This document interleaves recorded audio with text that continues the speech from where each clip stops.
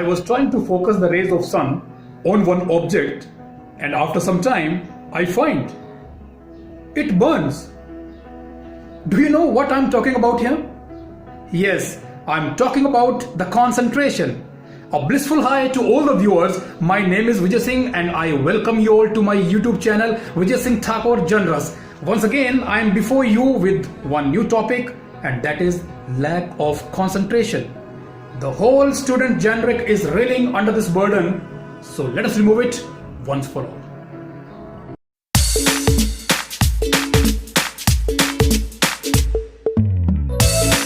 Concentration. What is that? Concentration is direction of attention to a single object. I would like to emphasize attention over here. See, attention is of paramount nature here. Why? Because attention is the basis of your existence. If you are attentive, then only you can ensure that you exist. If you are not attentive, you are not sure whether you exist or not. Say for example, if you are sleeping, now you are not attentive, so you are not sure whether you are alive or dead. So pay attention and be attentive. Attention, concentration cannot be at two places, at two objects at one time. That means if it is so, then it's not a concentration, it's a distraction. And what is distraction? Simple, distraction is the division of your attention. Let us try to understand this through one example, the example of your choice. You'll be happy to listen to this, I hope so. Suppose you play PUBG. Got smile on your face? So you play PUBG, you are playing PUBG and thoroughly engrossed in that. Okay, you are playing PUBG for last 1 hour. Thoroughly engrossed in that. Your mother came with 1 glass of milk. She offered you, you denied. Your father came to you and he sought your help in doing some task. You denied. Your sister came and she asked to play with her. You denied. You did not allow any external distraction to enter your own created territory. Once again, own created territory. Why it was so? Let us try to find out what kind of inferences we can have out of this episode. Look at this. Okay, so dear students, while playing PUBG, your concentration level is at peak. It is at its peak. Fine. And you have created your own aura. आपने अपने इर्द गिर्द एक ऐसी field बना रखी है जो कि फुल्ली एनर्जाइज्ड है. उसमें आप अब इतनी एनर्जी को फील कर रहे हैं जिसका कोई हिसाब नहीं है. इसलिए आप एक्सटर्नल डिस्ट्रैक्शंस को एंट्री नहीं देते उसमें, क्योंकि ये आपका एरिया ऑफ इंटरेस्ट है और आपने इस चीज़ को प्रायोरिटाइज कर रखा है. फाइन, आपका area of interest very very important. अब इसमें क्या करते हैं आप कि इस गेम में आप सारी की सारी इवेंट्स को अपनी लाइफ के साथ कनेक्ट करने की कोशिश करते हैं. One more important point here that you try to connect the events with your life, क्योंकि आप इस वक्त ड्राइवर सीट पे अपने आप को पाते हैं. Okay, you have taken a lead role here. आपने लीड रोल ले रखा है और आप उस कंसिस्टेंसी को मेंटेन करते हैं because you want to drag this game up till last. आप लास्ट तक इस गेम को ले जाना चाहते हैं, इसलिए आप लेजर फोकस्ड हैं because you have to win the game. You have to win the game. So these were the inferences when you play PUBG. इस एपिसोड से इतने इन्फेरेंसेज निकल सकते हैं कि आप इतने एनग्रोज्ड क्यों थे, आप इतने फोकस्ड क्यों थे कि आपने एक्सटर्नल डिस्ट्रैक्शन को अपनी ओन क्रिएटेड टेरिटरी में एंट्री नहीं दी. क्या रीजन हो सकता है? कभी आपने अपने आप से एक क्वेश्चन पूछा है? नहीं पूछा होगा, आई एम श्योर. चलिए ढूंढने की कोशिश करते हैं. Look at this. So PUBG खेलते वक्त आप इस चीज को मेंटेन क्यों कर पाए?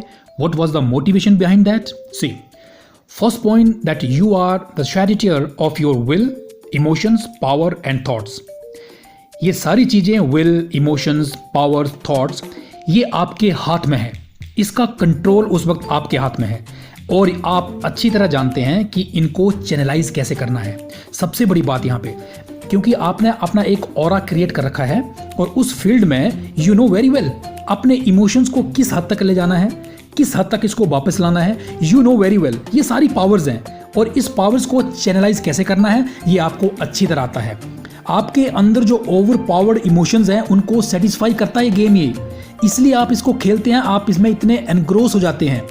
दूसरी बात यह है कि मोटिवेशन एक और कि आपको खोने का डर है कि आप कहीं गेम में मर ना जाओ, आप इस गेम को खो ना दो। तो ये जो एक फियर ऑफ लूजिंग है ये बहुत बहुत इंपॉर्टेंट है। फाइन। दूसरी सबसे इंपॉर्टेंट बात है कि आपने रिस्पॉन्सिबिलिटी ले रखी है। जब तक रिस्पॉन्सिबिलिटी नहीं है आपके कंधों पे, आप कंसंट्रेशन को या फिर अटेंशन को मेंटेन नहीं कर सकते हैं। तो आपको रिस्पॉन्सिबिलिटी लेनी पड़ेगी माय डियर। आपने इसमें पबजी खेलने के वक्त आपने रिस्पॉन्सिबिलिटी ली है, इसलिए आप इसको लास्ट तक ले गए, आपने इस गेम को जीता। और एक दूसरी बात कि आप इसके लूजिंग का ना एक पेन को फील करते हैं। देखिए जब तक आप पेन फील नहीं करते, आपका जो डिफेंस मैकेनिज्म है वो एक्टिव नहीं होता है। अगर आपके बॉडी में पेन नहीं है तो आप किसी चीज़ को रिएक्ट नहीं करते हैं, चाहे आपका अंग क्यों ना कट जाए कोई। इसलिए पेन को फील करना बहुत ज़रूरी है, जो आपने इस गेम में किया। और दूसरी बात यह कि the human being is inquisitive by nature, शुरू से ही क्यूरियस है कुछ नया जानने के लिए। तो आपका ये जो ध्यान यहाँ पे what next, what new next, इस पे जब जाता है तो आपका कंसंट्रेशन अपने आप बढ़ता है। सो these were the motivation behind that you were fully engrossed in PUBG game. कुछ आंसर्स मिले? नहीं मिले? माय डियर, हर क्वेश्चन के आंसर आपको मिल सकते हैं जब आप अपने आप को किसी सिचुएशन में, जैसे आप पबजी खेल रहे हैं, फाइन, उस सिचुएशन में आपका टेम्परामेंट, आपका स्ट्रीक, आपका इमोशन लेवल, आपका सेंटिमेंटल लेवल, आपका एग्रेशन और आपका परसेवरेंस, कंसिस्टेंसी किस लेवल पर थी, आपने कभी ये जानने की कोशिश नहीं की। ओके? जिस दिन आप ये जानने की कोशिश करोगे, दैट मीन्स कि you are putting up that quality questions to yourself. आप अपने आप से वो क्वालिटी क्वेश्चंस पूछ रहे हैं तो आपको आंसर मिलेगा। आप क्वेश्चन ही नहीं पूछते हैं, you are simply engrossed, you are simply relishing playing the game. आप बस गेम को एंजॉय कर रहे हैं। आपने उस सिचुएशन को कभी एनालाइज, कभी ऑब्जर्व करने की कोशिश नहीं की। I promise you, if you do so, you will find the answer of all the questions which are worrying you at this juncture. लेकिन आप ऐसा नहीं करते। आपने उस सिचुएशन को कभी सिंसियरली, ऑनेस्टली एनालाइज नहीं किया। ओके? करिए, उस सिचुएशन में अपने आप को डालिए और इसको एनालाइज करिए। जब आप 3 घंटे की मूवी देखते हैं ना, you don't even blink your eye. क्यों? कभी सोचा आपने ऐसा क्यों होता है? जब आप आर्चरी चलाते हो, सीखते हो, आपका ध्यान बाइफिकेट नहीं होता है। आप स्विमिंग, गन चलाना सीखते हो, ध्यान टारगेट पे रहता है आपका। ऐसा क्यों? Try to analyse these situations. सारे के सारे आंसर आपको वही मिल जाएंगे। किसी मोटिवेशनल स्पीकर की जरूरत नहीं है, किसी गाइड की जरूरत नहीं है आपको, किसी टीचर की, मेंटर की, कोच की कोई आवश्यकता नहीं है। Be sincere, just try to know yourself. पिछले 4 वीडियो से बोल रहा हूं, अपने आप को जानने की कोशिश करो। जानो अपने आप को कि व्हाट यू आर। कभी कोशिश नहीं करते तुम। My dear students, just try to know yourself. Okay? अपने आप को जानोगे, दैट मीन्स कि क्वेश्चन पूछोगे। आपकी इंटेलिजेंस इसी चीज से इवैल्यूएट होती है कि किस तरह के क्वालिटी क्वेश्चंस आप पूछते हैं, चाहे टीचर से, चाहे अपने आप से। तो पूछिए ना क्वेश्चन। आप क्यों नहीं पूछते हो? आप पबजी खेलते वक्त इतने एनग्रोस्ड क्यों हो जाते हो? मैंने बताया ना आपको, इन्फ्लुएंसेस, देन क्या मोटिवेशन था उसके पीछे, सब कुछ तो आप जानते हो, बस उसको डिग आउट नहीं करते आप। करिए, उसको करिए। Look at this. So after that we'll move further.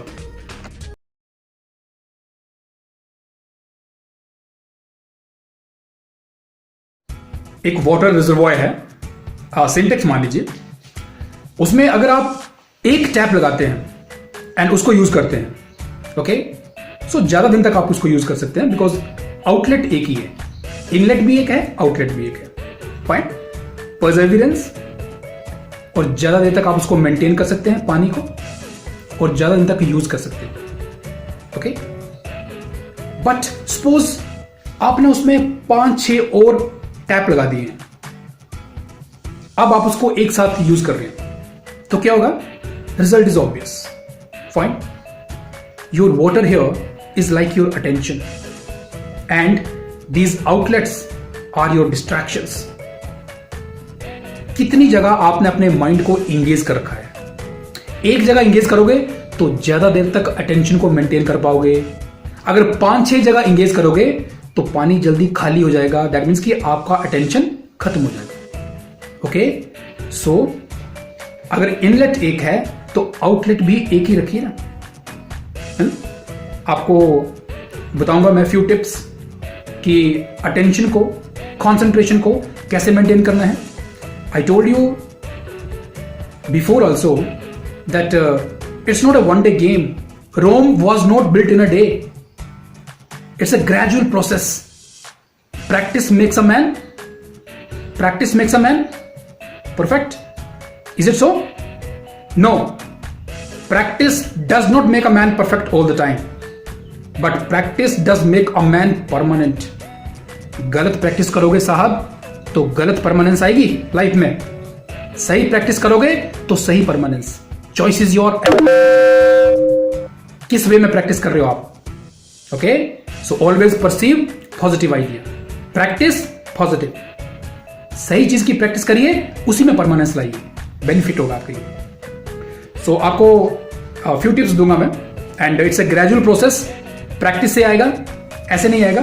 Practice से आएगा. प्रैक्टिस करोगे, कंसिस्टेंसी को मेंटेन करोगे, you can go for away. Point, you have to go a long away. So let's try to figure out क्या क्या चीजें हैं, क्या क्या कर सकते हैं आप. ओके, सिंसियरली, ऑनेस्टली करिए. I promise you that you can do it, because you are the true warrior. You can do it. This is within you. Let's try.